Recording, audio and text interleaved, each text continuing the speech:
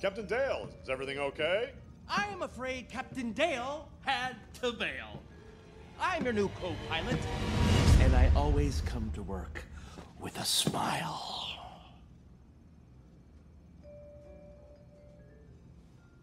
You should be terrified.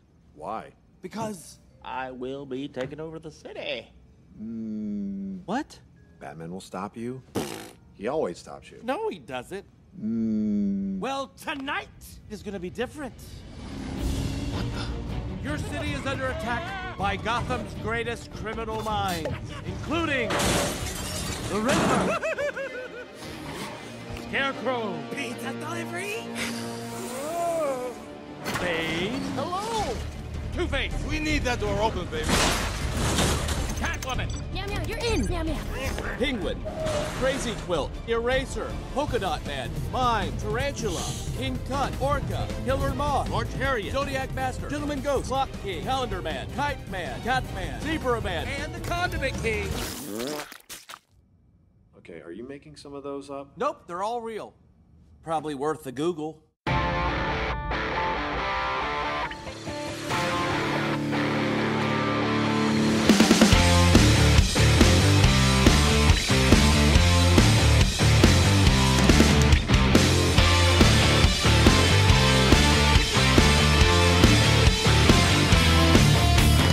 Quiet on the set! This is Michael Faulkner, and it is showtime at the February 7th, 2017 edition of the Weekly Podioplex, brought to you on the Chronic Riff Network. This week's birthdays include baseball legend Hank Aaron, Star Trek's Alice Eve, Daredevil's Deborah Ann Woll, Natalie Dormer from Game of Thrones, Marvel's Loki, Tom Hiddleston, Jurassic Park's Laura Dern, and legendary composer John Williams. Starting with the Super Bowl weekend box office report, the new releases were more like Falcons than Patriots. At number 10 is Lion, up 4 from 14th as it adds 800 new screens. At number 9 is new release The Space Between Us, fumbling with $3.8 million. Expectations were around the $10 million mark, and critics were unimpressed with an 18% reception. The mostly female audiences did not agree, grading the film with an A- cinema score. At 8th is Triple X, The Return of Xander Cage, down 2 from 6th. In 7th is Sing, holding steady from last week. And finishing out this week's bottom 5 is Resident Evil, The Final Chapter, down 2 from 4th. The top 5 this week begin with La La Land, holding position with $7.4 million and a total of $118.2 million. In 4th place is Hidden Figures, down 1 from 3rd with $10.2 million and a total of $119.5 million. In 3rd place is A Dog's Purpose, down 1 from 2nd with $10.5 million and a total of $32.6 million. In 2nd is new release Rings, getting stopped just short of the goal line with $13 million. That's the worst opening for the trilogy, and a lot of it is being pegged on the constant release date shifts.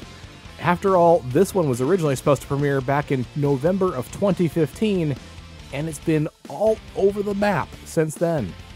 Critics give it a 5%, and audiences only mustered a C- cinema score.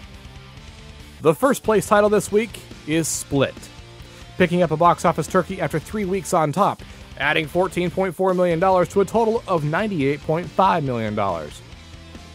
Let's close out the box office report with a look at what was winning in years gone by. 5 years ago in 2012, The Vow took number 1 with $41.2 million. The Vow broke Hitch's record for the highest midweek Valentine's Day gross. Oh yeah, by the way, that holiday is coming up quick. If you have obligations for it, you better start planning now. 10 years ago in 2007, Norbit won the weekend with $34.2 million.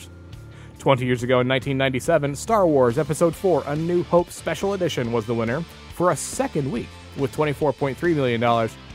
30 years ago in 1987, Platoon took the title for a second week with $8.2 million. And 40 years ago in 1977, Rocky took the box office crown for a fourth time in 10 weeks with $3.9 million. The box office premieres for February 10th start with Darkness, No Parents, Super Rich, which apparently makes things better, if you believe this week's headliner, The Lego Batman Movie. An animated comedy starring Will Arnett, Michael Cera and Rosario Dawson. Sir, it's time for you to stop this unhealthy behavior. No, it's not. You need to take responsibility for your life. Not right now, I don't. And it starts by raising your son. I'm sorry. I literally have no idea what you're talking about. The young orphan you adopted at the gala, remember?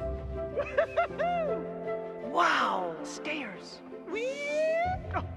He's been living here for the past week. Hello, table. And I must say, I've grown rather fond of the young lad. Hello, secret camera. You should get to know him. You and he have a lot in common. Oh, God.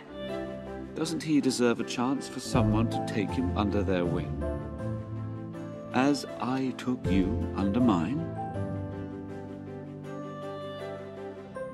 Alfred, you've been watching way too many Lifetime movies and drinking Chardonnay. It's Pinot Grigio, sir. Whatever it is. Bruce Wayne must not only deal with the criminals of Gotham City, but also the responsibility of raising a boy he's adopted. Robin, run while you still can. Nearly everyone who wears that outfit dies. The Lego Batman movie is rated PG. Number 2 on the list is John Wick, Chapter 2, a crime thriller starring Keanu Reeves, Ricardo Scamarcio, and Ian McShane.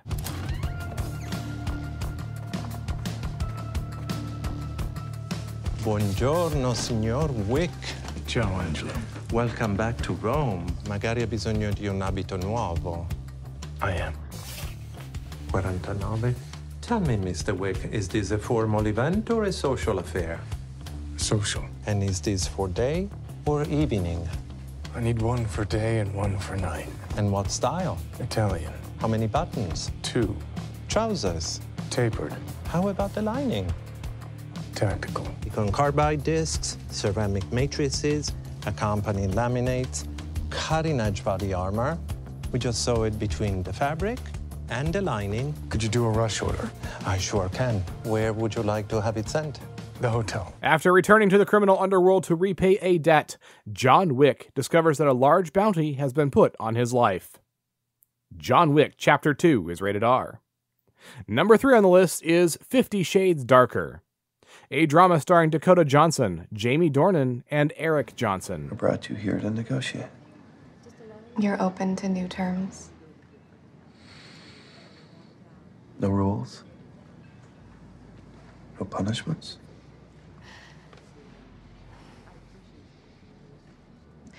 No rules, no punishments, and no more secrets. I can do that. You want a, what do you call it? A vanilla relationship? I mean, we only do what you're comfortable with. But you need all those things. I need you more. While Christian wrestles with his inner demons, Anastasia must confront the anger and envy of the women who came before her. 50 Shades Darker is rated R. There are also 3 titles on this week's limited slate, and you can find those in the show notes. Next up is a look at the home entertainment slate for the week of February 7th, and I'll kick things off with new releases on DVD and Blu-ray, and that list begins with Loving, a period drama starring Joel Edgerton, Ruth Negga, and Nick Kroll. This is the story of Richard and Mildred Loving, an interracial couple whose challenge of their anti-miscegenation arrest for their marriage in Virginia led to a legal battle that would end at the United States Supreme Court. Loving is rated PG-13. The second title is Trolls, an animated comedy starring Anna Kendrick, James Corden, and Justin Timberlake. After the Bergens invade Troll Village, Poppy, the happiest troll ever born, and their curmudgeonly branch set off on a journey to rescue her friends. Trolls is rated PG. The third title is American Pastoral, a drama starring Ewan McGregor, Jennifer Connelly, and Dakota Fanning. Set in post-war United States America, a man watches his seemingly perfect life fall apart as his daughter's new political affiliations threaten to destroy their family. American Pastoral is rated R. And the fourth title is Justice League Dark, an animated comic book drama starring Jason O'Mara, Camilla Luddington, and Nicholas Turturro.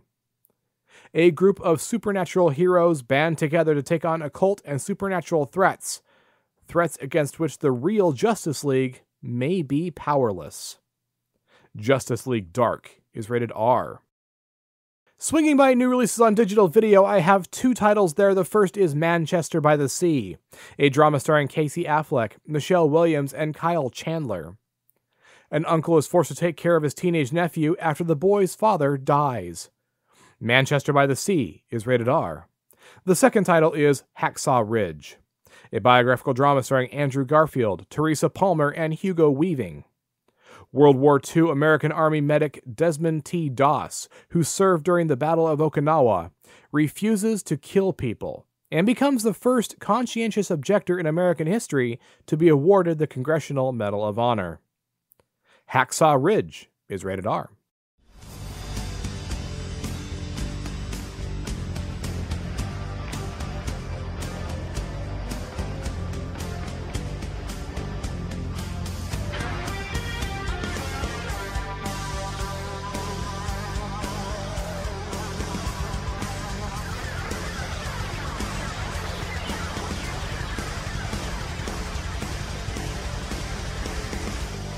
Moving right along to TV on DVD and Blu-ray, the only title there this week is From Dusk Till Dawn, Season 3 from 2016, starring DJ Cotrona, Zane Holtz, and Jesse Garcia. Season 3 of From Dusk Till Dawn continues the Gecko Brothers saga as they fight their way through the chilling world of Culebras, the vampire-snake hybrids that control hidden empires in Texas and Mexico. Once the baddest outlaws in the land, Seth and Richie made a run for the border 2 years ago to save their lives and their fortunes. After stumbling into a bar of bloodsuckers and bandits, the geckos encounter the vampire goddess Santa Nico, joining her cause to settle an old score. It won them a place in the Culebra world. Now that world is on the verge of violent and destructive explosion, as new enemies hell-bent on domination gather to take them down. In typical gecko fashion, Seth and Richie assemble an unlikely crew, some new, some old, to take on the forces of hell. I should also note that this week you have another shot at most of the releases from last week, including Penny Dreadful, Quantum Leap, and Star Trek Deep Space Nine. For whatever reason, they carried over from last week. It happens. I'll wrap up the home entertainment slate with Blu-rays from the past, and this week I bring you one title. That's Postcards from the Edge, a comedic drama from 1990 starring Meryl Streep, Shirley MacLaine, and Dennis Quaid. Substance-addicted Hollywood actress Suzanne Vale is on the skids. After a spell at a detox center, her film company insists, as a condition of continuing to employ her, that she live with her mother, Doris Mann, herself once a star, and now a champion drinker. Such a setup is bad news for Suzanne, who has struggled for years to get out of her mother's shadow, and who finds her mother still treats her like a child. This is the adaptation of the semi-autobiographical book, both written by the late Carrie Fisher. Postcards from the Edge is rated R. After this brief break for about a shameless podcast cross-promotion, the Weekly Podioplex will continue.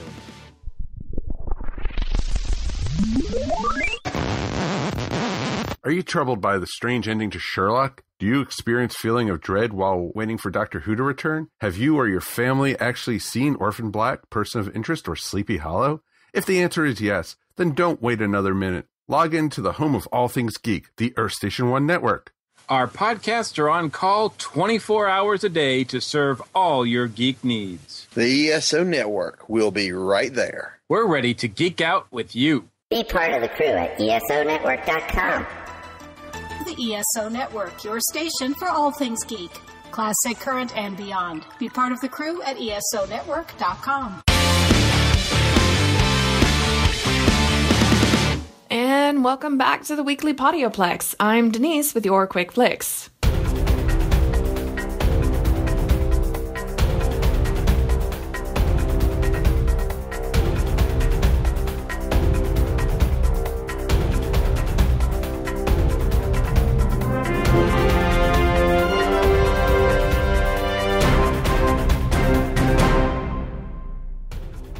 First up on Quick Flicks, don't believe everything you read or see on the internet, guys. Remember back in school when teachers would tell you to cite 6 to 10 sources on your research papers? You know, back when you had to write research papers? Well, the same thing can be applied to the internet today. Before you go believing something or taking something at face value, do your research. Check 6 to 10 websites and then cross-reference them at least twice so you can be reasonably sure you're not being lied to. And Wikipedia does not count. A Dog's Purpose, based on the novel of the same name by W. Bruce Cameron, was meant to be an uplifting story about the bond between a dog and his people. A tribute to dog owners and their beloved pets. But then a video was released and the conversation about the film catapulted into a death spiral. The video looked bad. Really bad. Released first by TMZ, it showed a dog on set being forced into the water when it didn't want to go. A voice could be heard in the background laughing and saying, "You just gotta throw him in." After an obvious cut in the footage, it showed the animal handlers rushing to rescue it from the water. The backlash was huge and immediate. PETA called for a boycott. Director Lasse Hallström and actor Josh Gad, who voices the dog's thoughts, both spoke out against the treatment of the animal. So did producer and animal rights activist Gavin Pallone. Based on an investigation by the American Humane, it would appear the video, like most things on the internet, should not be taken at face value. First off, it's stupid easy to edit videos. I say this as someone who's going to animation school and who has been chopping her way through video footage through high school and college. It's so easy to take a collection of clips and then edit them together to say whatever you want them to say and elicit a specific emotional response. There's an art to it, sure, but on the whole, it's ridiculously easy. EW reports that the official statement from the group, which oversees animal safety in Hollywood, states that no animals were harmed in these scenes and numerous preventative safety measures were in place. They also spoke out about whoever released the video. The decisions by the individual or individuals who captured and deliberately edited the footage and then waited longer than 15 months to release the manipulated video only days before the movie's premiere raises serious questions about their motives and ethics. They did it because they could, ladies and gentlemen, because they could. The condition the video was in also was brought up in the report. The video was deliberately edited for the purpose of misleading the public and stoking outrage. In fact, the two scenes shown in the edited video were filmed at different times. The video may have looked bad, but the animal in question, a German Shepherd named Hercules, was safe and not hurt. He recently was found to be healthy during a veterinary visit, American Humane says. Throughout its work on the set, the dog was treated with great care, attentiveness, and respect. The premiere of A Dog's Purpose was canceled because of the video, but the opening weekend box office pulled in a respectable $18.4 million. The person responsible for the video is a jerk. Their motives for releasing the videos are not known at this time. Jumping ship over to Disney and Star Wars, The Force Awakens collector's vinyl have been unveiled. According to the label I Am Shark, each 2-disc release will be available in 4 different collectible covers, themed as follows: Rey in yellow and orange, brown marble, Poe in yellow and green half and half, Phasma in clear with red, yellow, and orange splatter, and Finn and Kylo Ren battling it out in blue and black smoke. The records, pressed on a 180-gram disc, are limited to 500 copies each. They are available today as an exclusive pre-order at the I Am Shark official website. Records will ship out around March 24th. Here's hoping we get a Rogue One vinyl release. I'd like to add it to my collection. Staying in the realm of science fiction, J.J. Abrams is producing a supernatural World War II film. Variety is reporting that Son of a Gun director Julius Avery is set to direct a project by the name of Overlord. It's described as a supernatural World War II film that follows 2 paratroopers. Their mission will be sabotaging a German tower during D-Day, but their foes include more than just Nazis. The twist is that soldiers will also discover supernatural forces are working against them. Because of course they are. It could be that this movie is part of Bad Robot's desired Cloverfield universe and is really Cloverfield 4 in disguise. Time will tell. In gastronomic news, Game of Thrones has alcohol, guys. No kidding, right? The showrunners know their audience, and with alcohol so heavily featured in the show, it was only a matter of time before the real thing popped up. Beer has been released, including Take the Black Stout, The Three-Eye Raven, Valor Morghulis, and Iron Throne. Joining the lineup are 3 wines releasing this spring. A new brew has also been announced called Ben the Knee Golden Ale and will be on shelves in time for the 7th season premiere. The beer will be made by Ommegang Brewery and no specific release date has been announced. The president of Ommegang, describes the new beer as fit for a king or queen, going on to say, drawing from a rich Belgian brewing tradition, Golden Strong ales are deceptive due to the unique combination of extreme drinkability and relatively high alcohol content. Bend the Knee walks that line while also incorporating the delicate flavors of honey into the mix. The subtle, noble, and floral hop contribution adds to its delicateness, and the beer finishes smooth and dry.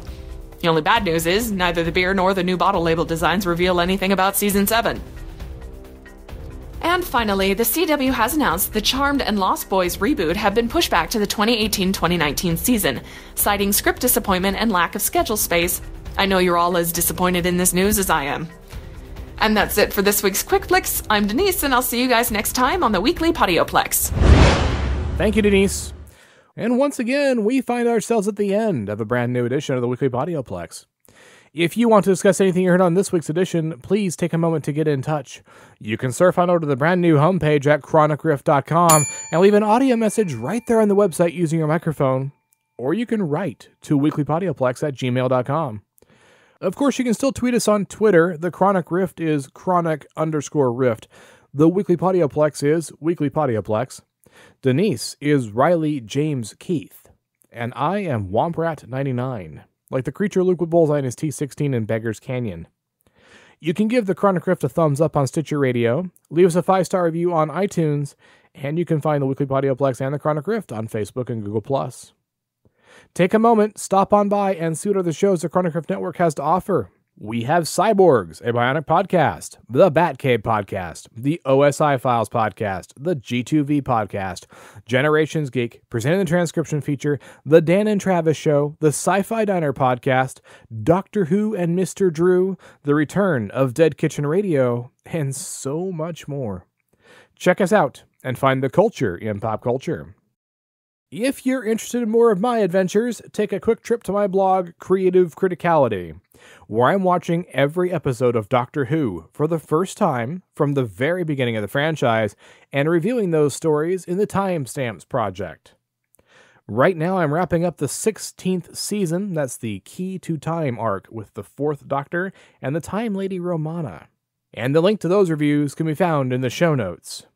You can also find Creative Criticality on Facebook. Denise can also be found on the internet at Accessories Not Included, where she talks about her writing, reviews books, and offers her services as a cover designer. Check her out at accessoriesnotincluded.com. If you decide to pick up any of this week's new releases, why not do it through our Amazon store? You get the newest entertainment at Amazon's low prices and high-quality service, and each purchase you make at that store supports the Chronic Rift Network. Your support keeps us on the air, and we appreciate your consideration. Look for the links to our best bets and the network store in our show notes, or click the Amazon box on the website. The Weekly Podioplex is a Lucky Shot production and is produced by John S. Drew. On behalf of Denise and John, this is Michael Faulkner. Thanks for listening. Until next time, there are adventures in drama, comedy, and action, worlds to explore in the depths of film. Get some popcorn, find your favorite seat, and I'll see you at the theater.